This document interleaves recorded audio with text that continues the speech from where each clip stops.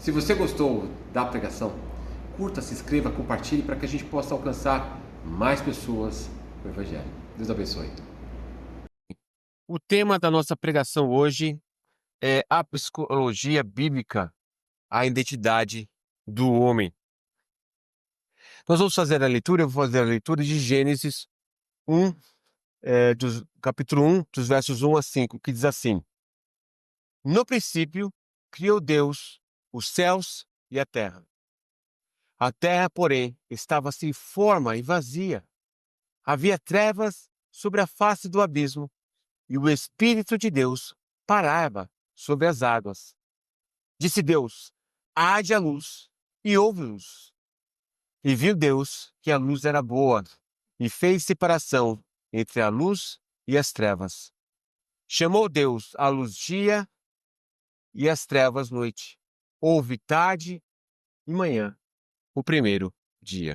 E o tema, novamente, é a psicologia bíblica, a identidade do homem. Nós temos falado muitas coisas e eu aqui vou agora fazer uma visão panorâmica para introduzir o assunto na próxima vez, porque eu não quero ser muito denso, mas eu quero ser o mais claro possível com relação ao que nós já temos falado. Muito bem, vamos fazer uma breve revisão do que nós já vimos. Em Gênesis capítulo 1, nós temos visto o que é ensinado em capítulo Gênesis 1. Em Gênesis capítulo 1, nós temos visto que Deus literalmente está criando os céus e a terra. É um texto literal. Existem outras interpretações nesse texto, mas nós temos visto que, biblicamente, Deus é o Criador dos céus e da terra e Ele criou esses dias. E há muitos mistérios que nós não temos respostas para explicar tudo, porque a obra de Deus transcende a nossa mente de como Ele faz. Então nós vamos até onde a Bíblia diz. É 6 dias Ele fez, o 7 Ele descansou. E ponto, são dias de 24 horas. Então nós vimos que, no princípio, criou Deus os céus e a terra. E Deus não fez toda a criação e como o relógio que ele dá corda e deixa funcionando sozinho, que isso é o que nós já vimos, que é a filosofia do deísmo. Essa filosofia diz que Deus criou o mundo, deu a corda e deixa o mundo andar por si só. Isso não é verdade. Deus rege toda a sua criação, ele intervém, ele age com o homem e é o que nós vamos ver como que ele faz isso. Como é que Deus faz isso? Como é que Deus intervém depois de ter criado na história com o homem? Ele faz por 3 meios, com a história redentora. A história redentora é o plano de Deus antes que o homem fosse criado, que Adão caísse. Deus já sabia, Deus é soberano, Deus é onisciente, onipotente. Então Deus já tinha traçado a história redentora, que nada mais é centrado em Cristo Jesus, que é a revelação de Deus por meio de Cristo, do seu amor, da sua fidelidade na morte e ressurreição de Cristo para a redenção do homem. Essa é a forma como Deus rege toda a história e essa história é escrita na Bíblia, que o centro é Cristo Jesus. Por trás dessa história redentora existe a teologia da aliança, que é o nome dessa série. O que é a teologia da aliança? Nada mais que é o estudo de como que Deus se relaciona e faz os pactos com o homem. Então são vários pactos até chegar o maior deles, que é a nova aliança, quando Cristo cumpre essa aliança e ele fala assim, com os seus discípulos antes para ser crucificado: eu desejei chegar a este momento para falar a respeito do sangue da nova aliança. Então, a respeito disso, nós vamos caminhar nessa série, nessa direção. Mas então, por trás da história redentora, existe uma estrutura como Deus age com a sua criatura, que é através das alianças. E por trás das alianças, tem os tipos e antitipos. O que é isso? É a chamada tipologia. Tipologia nada mais é que um padrão como Deus age. Deus tem uma forma de agir que repete ciclicamente na história. Nós já vimos isso nas pregações anteriores. E nós vamos ver então em Gênesis capítulo 1 quais são os tipos que vai refletir na história no Novo Testamento e como isso se aplica na nossa vida. Nós vamos ver então quais são esses tipos. Nós vamos ver aqui 2 tipos especificamente. A primeira tipologia é a tipologia a respeito dos 3 primeiros versículos aqui de Gênesis.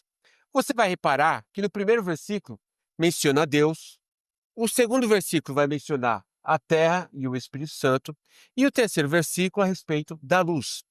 Esse é um padrão que está por trás a seguinte coisa. Primeiramente, no versículo, Deus é Deus, o homem é uma menção, é uma tipologia da terra, o Espírito de Deus é o Espírito Santo e a luz é Jesus Cristo. Essa é uma tipologia, e como que isso recorre em toda a Bíblia?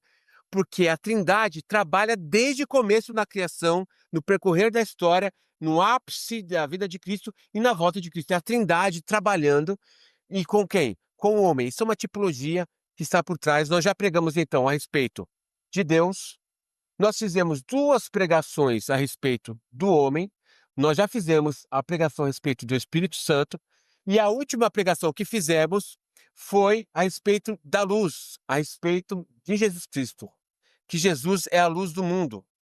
Então, essa é uma tipologia primeira que nós vemos aqui em Gênesis, que fala a respeito da Trindade. Então, nós já percorremos todos esses pontos dessa tipologia. Agora, nós vamos falar de outra tipologia, que é o que vou falar mais a seguir em minutos. Mas o que eu quero explicar aqui, que essa tipologia, nós vemos, é a essência da teologia bíblica, a teologia sistemática. Quando você vai estudar a Bíblia e a teologia, esse é o início de como vai ser tratado a respeito de Deus, a respeito do Espírito Santo, Jesus e o homem. Existem mais coisas, mas aqui já é o fundamento da compreensão que o que existe, o que tem, o que nós podemos ver e apalpar, não veio do nada, veio do Deus Criador. Isso parece simples, mas hoje a ciência nega completamente isso, né? Nós já vimos isso e eu vou voltar com mais detalhes à frente a respeito da última pregação que fizemos a respeito de Jesus Cristo. Muito bem, porque isso é o fundamento de tudo. Nada é sem Deus. Tudo começa em Deus e tudo termina em Deus. A segunda tipologia é a da qual eu vou introduzir hoje, fazer um panorama geral, para depois adentrar especificamente em cada um dos pontos aqui. E que tipologia é essa? A tipologia é essa daqui: trevas e luz, e nova criação. Então, se nós olharmos ali o Gênesis, versículo 2, vai dizer que a terra era trevas, era sem forma, vazia, e havia trevas sobre a face do abismo. No versículo seguinte, haja luz. Então, o paralelo, trevas, luz.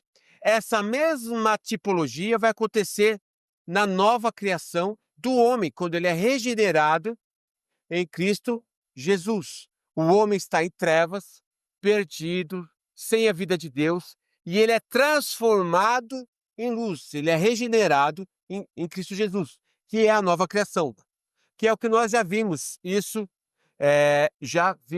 quando nós falamos no versículo 2, tá bem? Esse é o fundamento do que nós vamos ver hoje, ok? Essa tipologia. Então, o versículo base que nós vamos pregar hoje, que eu vou fazer só um panorama introdutório, é o versículo 3. Disse Deus: haja luz e houve luz. É o mesmo versículo que nós já estudamos na última série, e eu vou fazer um paralelo aqui para a gente poder entender como que as duas tipologias interagem e estão conectadas uma com a outra. Tá bem? Então, muito bem. O que falamos na última pregação deste versículo? Na última pregação deste versículo, falamos a respeito da primeira tipologia, Deus, o homem, Espírito Santo e Jesus Cristo, e falamos especificamente a respeito da revelação que nesse versículo nós vemos que quando Deus disse haja luz, Deus não criou uma luz física. Deus só vai criar luz física no quarto dia com a criação dos luminares. Então, que luz é essa? Não é a criação de Jesus. Mas aqui nada mais é, e vou deixar claro, talvez eu não tenha deixado isso claro da última vez, é que Deus está afirmando o que está falando em Colossenses, que tudo foi criado por Cristo e para Ele.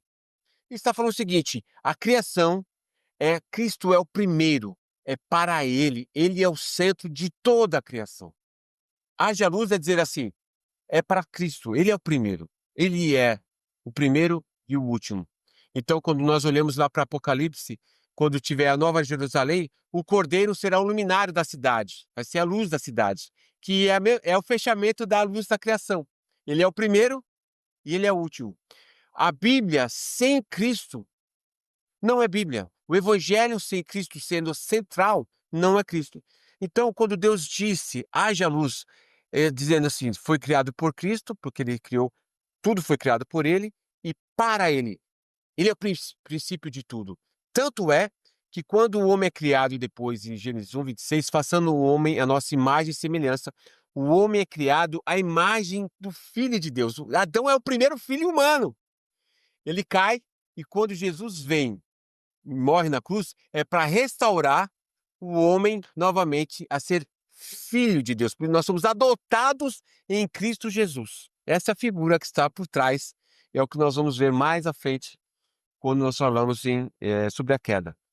Então, é isso que mostra. O que nós vimos, então, na última vez que falamos de Cristo a respeito desse versículo, é que Jesus é o centro. Sem Jesus, não tem evangelho. Nós não vemos a glória de Deus, nós não compreendemos a Bíblia. E é isso que nós vimos da última vez que pregamos nesse versículo. Então, hoje nós vamos falar a respeito da psicologia bíblica, a identidade do homem, que eu já preguei a respeito da psicologia bíblica 2 vezes na outra tipologia, quando falamos do homem relacionado à Terra. O que falamos até aqui sobre a psicologia bíblica? Então, quando eu preguei por 2 vezes a respeito do homem, no versos 2, que fala assim, a terra era sem forma e vazia, e havia trevas sobre a face do abismo, nós vemos ali que na tipologia o homem se refere à terra, né? É uma figura que é intercambiável entre o homem e a terra.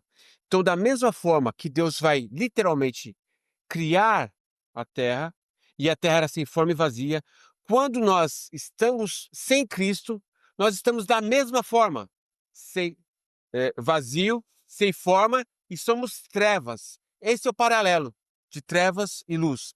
E quando eu preguei a respeito das 2 pregações da psicologia bíblica, a primeira coisa que nós vimos é o que é psicologia. A psicologia vai falar a respeito dos pensamentos do homem e do seu comportamento. Vai tratar a respeito dessas 2 coisas. E o que eu quero dizer com relação à psicologia bíblica? Não é a mesma coisa que a psicologia natural, mas trata a respeito das mesmas coisas. Quais são elas? A respeito da sua mente e do seu comportamento. Qual que é a diferença, então, entre a psicologia natural e a psicologia bíblica? A psicologia natural vai lidar com o homem já em queda, o homem que caiu em pecado. Então, a psicologia natural vai estudar esse homem, seu comportamento, a forma como ele age, seus pensamentos, e vai traçar padrões por aquilo que se observa, por aquilo que se estuda estatisticamente. Vai se estudar esse homem. E qual que é o parâmetro de avaliação do homem em queda? É um outro homem que também está em queda. Então, a visão da psicologia natural é uma visão humana de um homem caído, olhando para outro homem caído e formatando uma estrutura lógica para compreender esse homem. Qual que é a psicologia bíblica? É o Criador falando de como o homem funciona, como o homem pensa, como o homem age. Essa é a diferença. Então, para a psicologia bíblica, nós vamos olhar para as Escrituras e olhar o que as Escrituras falam a respeito de como o homem pensa e como o homem age. Então, são 2 mundos diferentes. São 2 coisas que não se conversam. Porém, a psicologia natural, ela tem aplicações para aqueles que estão naquela situação de queda, porque ele foi estudado, então se consegue observar padrões e consegue ter resultados muito mais rápidos do que a psicologia bíblica. Por quê? Porque a psicologia natural, ela vai trabalhar a mente e o comportamento e você consegue mudar as pessoas, convencer as pessoas e ter resultados com as pessoas, mas não transforma o quê? A essência daquilo que o homem é, que somente a psicologia bíblica trabalha, que é transformar o homem de trevas em luz. Essa é a diferença da psicologia natural e da psicologia bíblica. Então, a psicologia bíblica vai lidar com o cerne do homem. E da primeira vez que falamos, nós vimos que a psicologia natural nunca vai falar para o homem o que realmente vai transformar o cerne do seu coração. É isso que nós vimos. E quando a Bíblia vai falar a respeito do cerne, vai ferir o homem, vai chocar o homem. Por quê? É uma mensagem de confronto, de arrependimento, de mudança, de falar a realidade que o homem realmente é. E todos nós, sem exceção, nos achamos bom, nos achamos bonzinhos, nos achamos maravilhosos. E se alguém chegar e olhar para nós e falar assim, você é o pecador, isso ofende realmente. E esse é o evangelho e essa é a teologia bíblica. Vai falar uma verdade que realmente vai impactar o homem.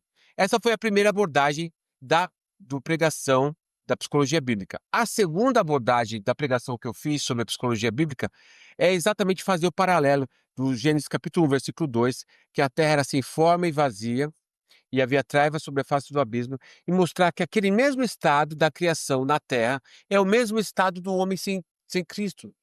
E então, os dois são figuras de trevas. Então, a psicologia bíblica, referente à Bíblia, olhando para o homem, o Criador olhando para o homem, ele como é que nos aponta? Que nós somos vazios, nós somos sem forma e nós somos trevas. Essa é a realidade. E aí foi esse o paralelo que nós vimos, então, até aqui nas duas pregações que fizemos sobre a psicologia bíblica. Tá bem? E hoje nós vamos, então, nós vamos dar sequência, então, a partir do versículo 3, na nova tipologia, trevas e luz, nova criação. Em Cristo Jesus nós somos recriados da mesma forma como a terra foi criada em Gênesis 1. O que nós vamos falar daqui sobre a psicologia bíblica? E é aqui que está o cerne do que eu quero introduzir hoje nessa pregação. Quando Deus está criando a terra, existem passos definidos claramente, dia 1 até o dia 6. E os três primeiros dias, vai fazer menção à questão da interioridade do homem. Vou repetir. Os três primeiros dias, em que Deus está criando a terra, é um paralelo, existe uma semelhança de como Deus trabalha na interioridade do homem. E eu vou aqui ilustrar com uma figura aqui. No dia 0, o homem é trevas, a sua essência é trevas, ele é vazio e sem forma. No dia 1, é dito, haja luz, ou seja, o homem era trevas, passa a ser luz. No dia 2, ele vai falar, haja expansão e haja divisão entre as águas. Então já há uma mudança ali. E no dia 3, que a terra seca apareça, porque a terra, a parte física que vemos hoje, ela estava submersa em águas. Então ela aparece, é onde nós temos então o globo hoje.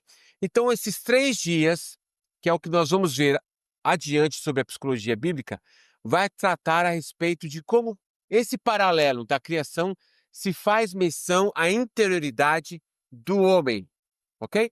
E aqui eu vou mostrar para vocês que paralelo é esse. Qual que é o paralelo? O paralelo é esse. No dia 1, Deus cria a essência da vida espiritual do homem. O homem era trevas, e então Deus diz, haja luz. É quando o homem passa a ter a vida espiritual de Deus no seu coração. No dia 2, com relação às águas e à expansão da terra, se diz respeito aos desejos e às emoções do homem. No dia 3, quando fala que a parte seca, a terra imersa e se torne visível, é referente ao dia 3 que se diz respeito à mente do homem. Essa é o paralelo da criação, de como que Deus cria o homem em Cristo Jesus com relação à sua vida espiritual, primeiramente, com relação à essência do homem, e como consequência disso, os seus desejos, as suas emoções e a sua mente são também recriados pela ação do Espírito Santo de Deus e da palavra de Deus no nosso homem interior. Esse é o paralelo. É isso que nós vamos ver paulatinamente nas próximas pregações, com mais detalhe, que eu vou abrir dia a dia. E outro questionamento que se apresenta aqui é o seguinte: Sérgio, mas tá bom, Deus faz essa nova criação por meio de Cristo Jesus, como reflexo daquilo que ele fez lá em Gênesis capítulo 1, mas eu participo dessa criação? A resposta é sim e não. E é o que nós vamos ver nos dois termos que está escrito ali, que é o monergismo, que é a participação de um só, e depois é sinergismo, que é a participação mais de um, que é o que eu vou explicar com mais detalhe em futuras pregações, explicando com mais detalhe. Então é isso que nós vamos abordar na psicologia bíblica daqui em diante. Nós vamos falar a respeito de cada dia e como isso se aplica de fato sobre nosso dia, como que a gente olha para isso e aplica para nós. Muito bem. E aqui eu vou abordar como panorama geral, e vou parar por aqui como panorama geral, para responder essa pergunta. Por que esse tema é importante? Por que esse tema é importante? Por que é importante pregar isso? Bom, primeiro, e aqui nós vamos cobrir todos esses pontos aqui e nós vamos parar por aqui. Mas primeiro, é a respeito da glória de Deus revelado na criação do homem. O que está por trás disso? Quando Deus cria a terra, ele está manifestando o poder das suas mãos, o poder da sua imensa sabedoria, da dinâmica da terra, de como os astros, os micro-organismos, o cosmos, a beleza, tudo isso mostra pouco daquilo que Deus ainda excede muito mais, da grandiosidade do poder, da glória de Deus. E dentro de toda essa maravilha que Deus criou, o homem é o ápice. Imagine vocês, é o ápice de toda a maravilha que nós vimos na criação, que nós vemos, e você vê na matemática, você vê na física, e você vê na biologia, e você estuda, e você contempla o homem apalpando a criação, conhecendo a Deus, apalpando como cego pela ciência, porque a ciência não nega a Deus, a ciência comprova a Deus. Aliás, quando a ciência quer desmentir a Deus, quer dizer que a ciência está errada, porque Ele é o Criador. Então, quando nós vemos a beleza de tudo que nós vemos e apalpamos pela ciência, o homem ainda é o ápice. Porque vai falar em Gênesis 1:26 que Deus faz a sua imagem e semelhança. Então, nós vemos que no homem ali é o reflexo da criação e Deus manifesta no homem a sua glória através do amor, através do seu relacionamento com o homem, e é por isso as alianças que nós vamos tratar mais à frente. A beleza de Deus, como que Deus vai se manifestando, se mostrando e revelando paulatinamente por meio do homem e trabalhando no homem. Então, a beleza que a gente vê no homem se reflete a glória de Deus. Por isso que Deus vai falar assim, que Cristo é a glória de Deus e o homem é a glória de Cristo, já regenerado lá, porque o homem, quando ele cai em Adão, ele perde essa glória. O homem fica feio, o homem fica egoísta, o homem fica terrível. Totalmente contrário àquilo que Deus criou, porque quando Deus cria o homem para uma excelência. Deus dá um jardim enorme para ele. Deus dá todo tipo de riqueza, um amplo jardim, uma ampla casa, vamos dizer assim. Ele dá todos os recursos, ele dá o governo, ele dá um relacionamento perfeito para que o homem possa usufruir perfeitamente. Esse é o intento de Deus para o homem. Então não era uma coisa pequenininha, assim, meio que, sabe, meio assim, vai te dar só um pedacinho. Não, Deus dá a dimensão do propósito de Deus para o homem é amplo demais. Não somente na sua vida natural, mas principalmente na sua vida espiritual, porque Deus vinha conversar com Adão todos os dias. Então, a criação do homem mostra toda essa dimensão da glória de Deus. Olha a beleza disso. Mas tudo isso se perde com a queda e com o pecado. O homem perde a sua vida espiritual e perde todo esse brilho da beleza da vida que Deus designou para o homem. E é isso que nós vamos ver nas alianças, na série da aliança, mais à frente. Então esse é o primeiro ponto. Por que é importante estudar isso? Porque você começa a compreender qual que é a sua natureza dentro da grande dimensão do propósito que Deus criou para nós, que perdemos no pecado, mas Jesus recobra de novo, para que a gente tenha a visão, o entendimento, a compreensão da glória de Deus e da minha identidade em Deus, para viver o propósito dele agora em Cristo Jesus. Esse é o primeiro ponto que nós vamos ver a importância de estudar isso e entender. A segunda coisa é conhecer a minha identidade em Deus. Por que que isso é importante? Porque hoje, invariavelmente, as pessoas vão se identificar pelo trabalho que elas têm, pelos currículos que elas têm, pelo dinheiro que elas têm, pelas viagens que elas fizeram, pelo que ela representa politicamente ou qualquer área que você possa imaginar. A pessoa fala assim: prazer, meu fulano é de tal. Ah, e o que você faz? Então a pessoa começa a falar de si e tal. Então a pessoa se identifica por aquilo que ela faz parte. Então, por exemplo, pegar um exemplo mais igrejeiro. Ah, eu sou o pastor fulano de tal da igreja tal. Tá bom, se a sua igreja fechar, todo mundo foi embora. Quem você é? Então, a importância é fundamental porque hoje as pessoas não sabem quem elas são. E na filosofia grega, um ponto central era o seguinte: conheça-te a ti mesmo. Por falta da identidade da qual Deus designou o homem vai buscar para si uma identidade em algo que possa ser visível e palpável. E é por isso que há muitas pessoas frustradas. Porque imagine você, pessoas que tiveram, perderam o marido, ou perderam o emprego, ou porque tentaram algumas coisas, tentou um negócio e faliu. Frustrações que é o que mais vai ter na vida, vai ser frustrações. E as pessoas são depressivas, são tristes, se compara com as outras, tem inveja das outras, e fica brigando com as outras. Mas por quê? Porque não tem uma identidade de quem elas são, qual é o propósito pelo qual elas foram formadas. E aí fica essa luta interior, e fica essa autoafirmação durante todo o tempo. Eu faço, eu tenho, eu quero, eu conquisto. É uma autoafirmação todo o tempo vendendo que ele é bom e mente. Então tudo isso é por quê? Porque não tem uma identidade definida. E quando a pessoa é muito orgulhosa, muito cheia de si, né, porque realmente né, conseguiu conquistar, realizar coisas, a pessoa anda assim como flutuando.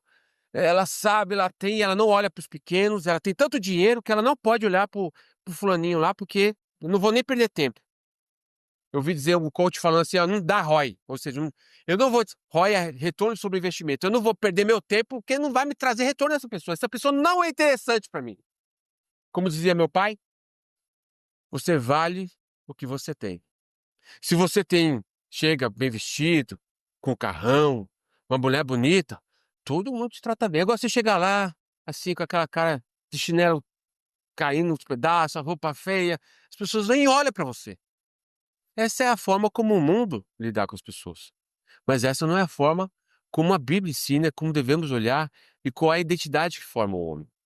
Então, essa busca dessa identidade, o homem vai buscar avidamente, porque faz parte da natureza do homem ter essa identidade, mas todas as vezes que o homem vai buscar essa identidade fora de Cristo, fora da palavra de Deus, ele vai rapidamente focar e todo mundo foca que é nas questões materiais, na questão daquilo que ele vê, daquilo que ele toca, daquilo que ele compreende. Muito bem, essa é a importância de conhecer a respeito de Gênesis, porque vai dar para você a sua identidade que Deus designou para você e vai falar não somente isso, mas vai além. Vai falar para você a respeito daquilo que ninguém fala, ciência nenhuma, psicologia nenhuma, consultor nenhum, pastor nenhum, nada, ninguém. Que é o quê? A respeito da sua mente, dos seus pensamentos, das suas emoções e da sua vontade. Por que que as pessoas estão em busca, às vezes, de estudos específicos da psicologia?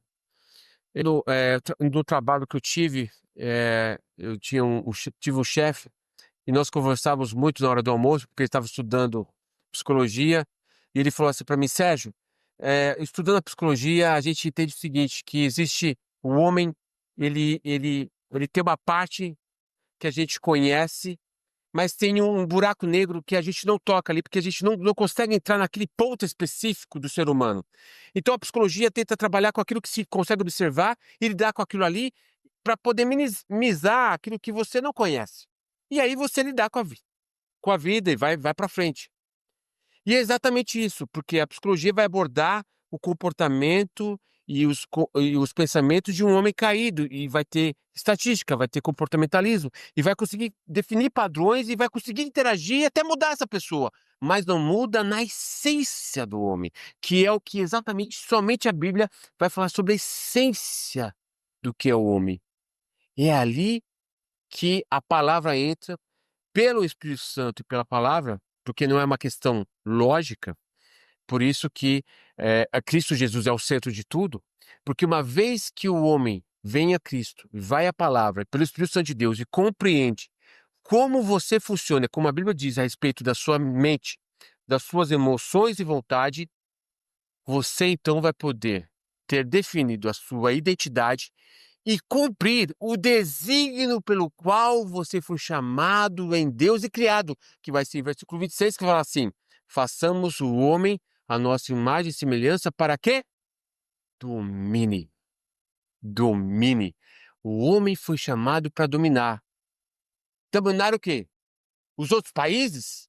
A minha sogra, a minha casa? Não! Dominar o seu próprio coração. Provérbios 4 vai falar assim: filho meu, de tudo que tem que guardar, guarda teu coração. E isso é impossível sem Cristo Jesus. Isso é impossível sem a sabedoria da palavra. Isso é impossível sem o Espírito Santo de Deus. É por isso que estudar Gênesis capítulo 3, entender a minha identidade e a minha formação, vai me dar esse poder em Cristo Jesus, que é o que vai falar em Efésios capítulo 3, que nós estamos assentados, capítulo 2, Efésios capítulo 2, nós estamos assentados com Cristo Jesus para exercer o quê? A vida de Deus sobre o meu próprio coração para viver para Ele, exercer o domínio de Deus sobre a minha mente. E à medida que eu tenho essa posição em Cristo, aí as outras coisas naturais, como casa, trabalho e outras coisas, vão derivar desse domínio pessoal.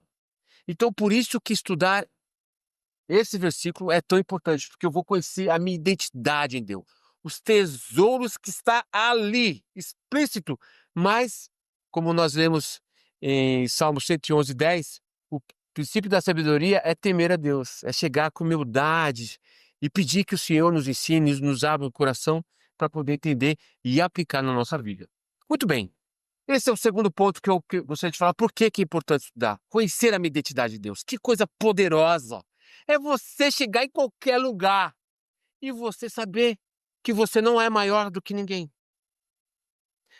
mas que você é filho de Deus. Porque o que define a sua identidade não é o que você faz, não é o que você tem, mas é o que a palavra fala a respeito de quem você é.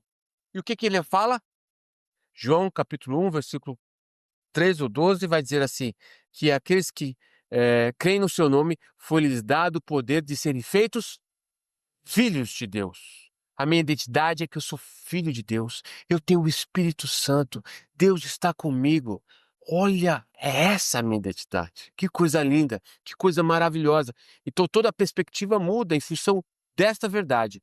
E isso tanto é verdade que quando vão perguntar para o João Batista, João Batista, quem você é? Você é profeta? Ele fala, não.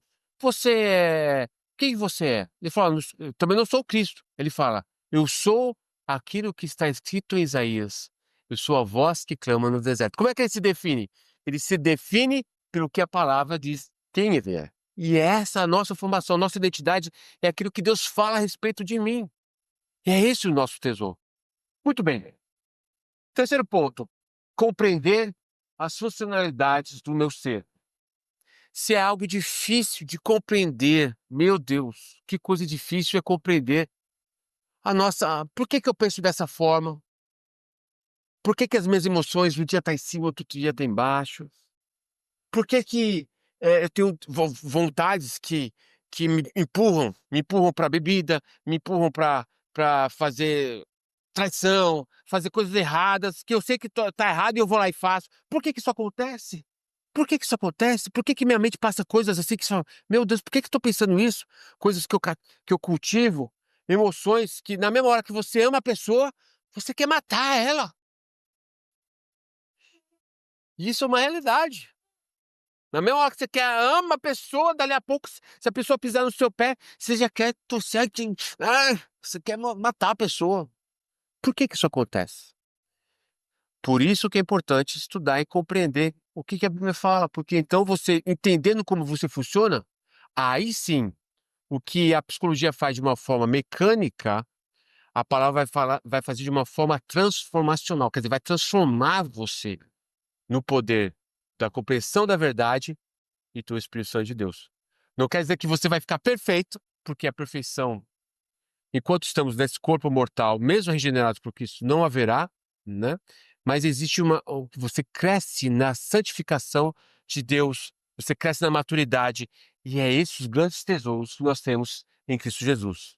Outra coisa do porquê que é importante estudar a respeito de Gênesis 3, dessa perspectiva da teologia, é discernir se eu tenho ou não a identidade que Deus me deu na criação. Isso aqui é fundamental também, com todos os outros pontos que eu já falei. Por quê? Porque, naturalmente, o homem que está em trevas, ele vai ter duas reações.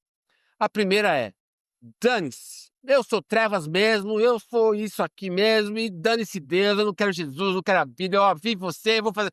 Esse até é bom, assim, porque ele está definido. Ele é ruim mesmo, ele sabe que ele é ruim, ele quer viver longe de Deus, e é isso mesmo. Então, essa é uma forma de você falar assim, não, eu sou trevas. Uma vez eu vou fazer uma visita no hospital,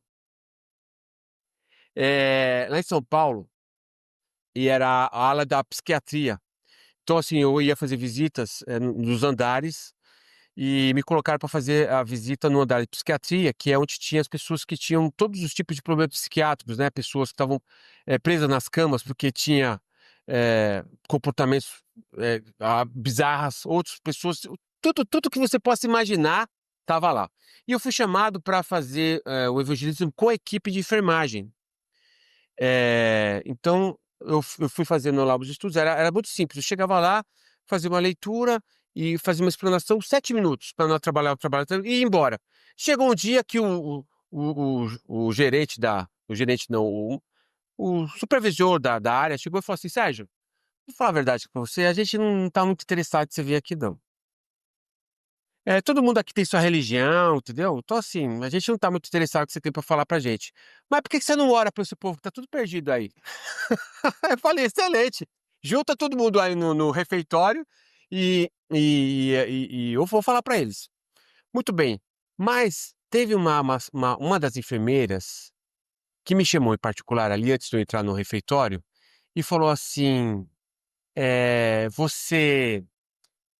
você é santo? Você paga o dízimo? Ela falou alguma coisa assim. Você paga o dízimo? Ela começou a me questionar. pra- Aí eu peguei, parei e falei para ela, falou assim, olha, você quer achar em mim algum pecado, é isso? Eu falei assim, olha, a minha redenção, fo- sou aceito por Deus não porque eu sou perfeito. Eu estou aqui pregando não porque eu sou perfeito, mas porque eu falo aqui no nome de Jesus. E aquele que não crê em Jesus vai para o inferno. E você? Você tem Cristo Jesus e você tem essa convicção? Ela abertamente disse assim para mim: não e não quero. Eu vou para o inferno mesmo. Então ela tinha bem definido a identidade dela, ela sabia o que ela queria, ela quis me confrontar ali, porque ela era trevas, não estava gostando do que eu estava fazendo, mas ela tinha bem definido quem ela era. Então esse é o estado. E tudo bem com essa pessoa, tá lá, ela sabe que ela é trevas, ela vai ver as trevas, eu quero isso, acabou, não quero Deus, não quero nada de coisa de Deus. Pronto, a pessoa está definida. Mas uma segunda posição que é terrível, é pior que essa, é a pessoa que é trevas e quer conciliar as trevas com a luz. Um exemplo bíblico. Quando chega o jovem rico para Jesus, e ele é rico, ele é um judeu, e ele vê Jesus falando, e ele chega para Jesus e fala assim: Jesus, o que eu preciso fazer para ser salvo? Aí Jesus vira para ele e fala: olha, faça assim, citou parte dos 10 mandamentos. Aí ele, todo orgulhoso, jovem rico, fala assim: tudo isso tenho feito desde a minha mocidade. Quer dizer, ó, se Jesus saiu, eu já tiro de letra. Mas o jovem rico tinha uma incomodação interna, porque lá dentro, mesmo ele fazendo tudo, procurando fazer toda a tabuada da religião, os métodozinhos, ele sentia alguma incomodação ali que ele sabia que estava alguma coisa faltando. Aí Jesus olha para ele e fala assim: olha, vai, vende tudo o que você tem e dá aos pobres. Aí ele, ouvindo isso e sendo muito rico, se entristeceu e saiu e foi embora. O que está por trás dessa conversa? Que ele está fazendo de tudo para se sentir luz. E a religião é um prato cheio para quem quer fazer isso. Porque você chega na igreja, o pastor te dá um cargo, o pastor vai. A igreja de obra é assim. Você tem milhões de coisas para fazer, faz aquilo, a pessoa faz e realmente você tem uma sensação boa. Você vai lá, ajuda uma pessoa, isso traz uma boa sensação. E não há nada de errado com isso. Mas a motivação com que se faz que pode ser errado. Então, quando o evangelho não é aquilo que a gente faz para Deus, para eu poder me sentir cristão. O evangelho é aquilo que Jesus fez por nós, para que eu, em resposta em amor, fizesse para ele com a motivação certa. Então, a religião é um prato cheio, porque as pessoas se escondem por detrás das posições da igreja, com atividades, e se sentem boas e tentam conciliar e falar assim, mas eu tenho feito para Deus. Eu me sinto boa, eu me sinto bom. Eu sou pastor, eu sou isso, só que e tenta conciliar, quando na verdade a essência nunca foi transformada. É por isso que se aparecem os escândalos, muitos escândalos, porque a pessoa entra no formato da religião, parece uma pessoa boa, mas a essência não é transformada. Chega uma hora em que a essência aparece. Aí, aí começa a sair os escândalos. Quem realmente a pessoa é. Então, nesse estado, é onde que é o pior caso. Porque quando a pessoa é trevas, fala, eu sou trevas, é isso mesmo? Está definido. Por isso Jesus vai falar assim, olha, as prostitutas vão entrar primeiro no reino do céu, porque está lá perdido. Então, assim, quando se converte, também se converte também de verdade, não está no meio do caminho. Agora, o que está no meio do caminho, que parece, mas não é, ele vai ter a dificuldade que ele quer se justificar porque ele faz, mas não quer aceitar o que ele tem, e aí fica essa luta, essa luta.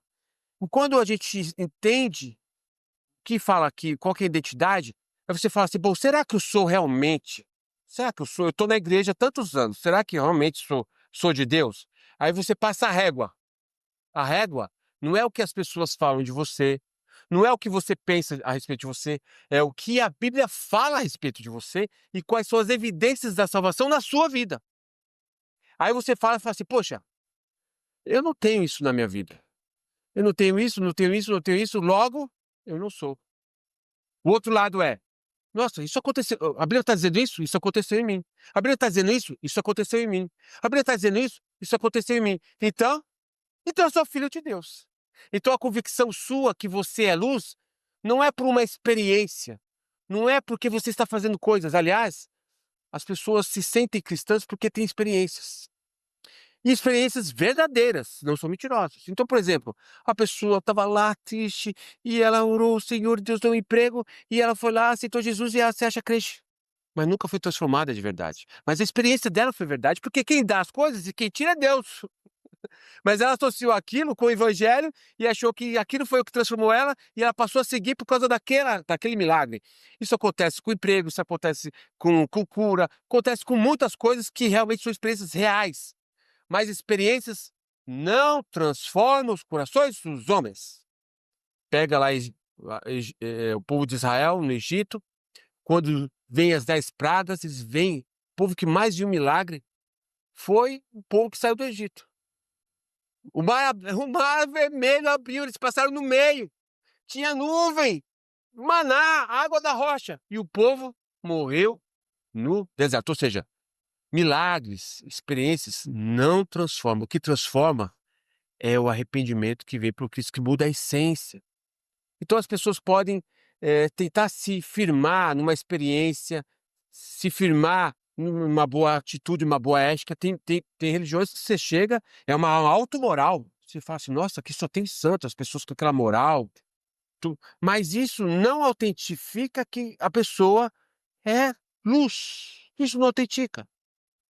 Então, quando eu estudo a palavra e vejo o que a palavra diz, então eu consigo discernir, poxa, eu sou de Deus, porque é isso que aconteceu em mim. Ou então, vai confrontar você e vai falar assim: caramba, eu não sou. Jesus tem misericórdia de nós. Eu não sou. Aí que é entre o confronto, que é onde que a psicologia bíblica vai agir, onde a psicologia natural não age, que é confrontar o homem e falar assim: você está fazendo isso, você está sendo assim, mas você não é. Aí existe confronto. Aí nesse confronto, onde que o Espírito Santo para no coração do homem, trabalha por aquele confronto e transforma. E faz das trevas virar luz. Porque a luz nunca sempre foi luz. Todos nós nascemos trevas. O bebezinho, trevas, trevas, trevas. Todos nascemos trevas. Todos caíram da glória de Deus, que vai falar em Romanos. Mas é o Espírito Santo que em algum momento vai trabalhar em nós pela palavra e vai nos regenerar para nos transformarmos em luz por causa da obra, da morte e ressurreição de Cristo. E essa é a glória do Evangelho. Essa é a glória do Evangelho. Muito bem. Depois desses pontos, depois que você olhou ali, estudou, fala assim: sim, se sim, o que devo fazer? Poxa, vamos começar com não primeiro. Se não, o que devo fazer? Poxa, se eu estou estudando e vejo que, caramba, eu estou olhando aqui, eu estou enganado a respeito do meu evangelho. Eu pensei que eu cria e amava a Deus, mas na verdade eu não amo. O que devo fazer? Aí existe o chamado do evangelho, o arrependimento. Ir aos pés de Cristo, confessar o pecado. Senhor, eu sempre pensei que eu fiz isso, eu achava que estava certo, mas Senhor, eu estou errado. Senhor, me perdoa.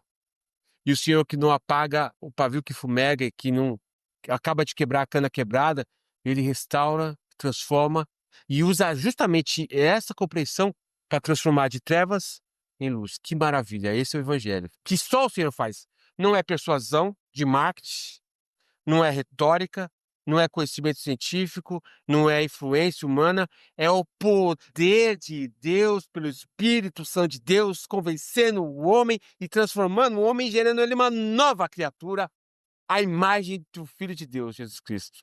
Isso é o Evangelho. Se sim, se eu estudo o Gênesis e vejo a minha identidade, ali eu vou ver muitas coisas que eu preciso mudar, porque eu vou compreender. Então, poxa, a forma como eu penso está errado, as minhas emoções, as minhas vontades. Então, quando eu compreendo isso, como cristão, que eu já sou luz, eu vou então participar do reino de Deus, da glória de Deus, que foi traçado para mim, que é o que eu mencionei no primeiro ponto, a dimensão da vida plena. Por isso que Jesus vai falar assim: olha, e eu vos dou vida e vida em abundância. Mas para quem?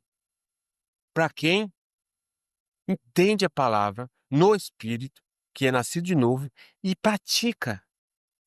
Jesus vai falar assim: olha, aquele que ouve minha palavra e não pratica, esse é o menor no reino. Quer dizer, a pessoa está no reino, a pessoa é luz, é o crente que vai se debater a vida inteira. Ele vai se debater e a vida dele vai ser um caos porque ele é de dura serviço. Ele é salvo, vai ser salvo. Porque a salvação não depende do homem, depende de Deus. Mas ele vai sofrer, coitado. Mas o crente que entende o chamado, ele busca a Deus. Deus vai o enriquecer plenamente. Aonde? Dos tesouros do conhecimento da glória de Deus. Vai ser uma pessoa de paz, de sabedoria, de alegria, de abundância. Deus vai abençoar ele interiormente, vai abençoar ele na família, vai abençoar ele no trabalho, vai abençoar ele por causa da presença da glória de Deus, que é o tesouro de Deus. Essas são as riquezas insondáveis em Cristo Jesus. E é isso que nós vamos estudar nas próximas três pregações a respeito desses 3 dias, porque a partir do 4º dia já é uma outra abordagem ampla, como que essa dinâmica vai começando a fazer mais coerência. Vamos orar? Senhor Deus e Pai, nós te bendizemos, Senhor, porque o Senhor tem nos dado tudo em Cristo Jesus. Jesus é o alfa e o ômega, o primeiro e o último. E, Senhor, baseado, Senhor Deus, na obra do Senhor, que eu peço, Senhor, que essa palavra gere em nós, Senhor, o ímpeto de buscar o Senhor, de procurar conhecer o Senhor e deixar com que a Tua palavra nos transforme, Deus, no nosso interior, no nosso íntimo, para vermos a Sua glória, participarmos dos nossos chamados e glorificar o Teu santo nome e viver as promessas e viver sendo frutífero para o Teu nome. É o que eu te peço em nome de Jesus. Amém.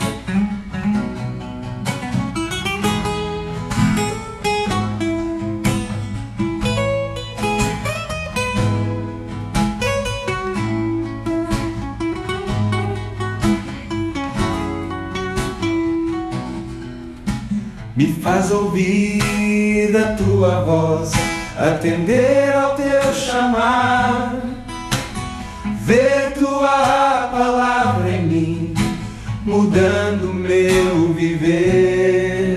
Do alto céu, da imensidão, do trono do Senhor, me faz contemplar a ti, tua glória em salvação. Deus está te ouvir falar, Deus está te ouvir falar, Senhor. Fala o meu Jesus no meu coração.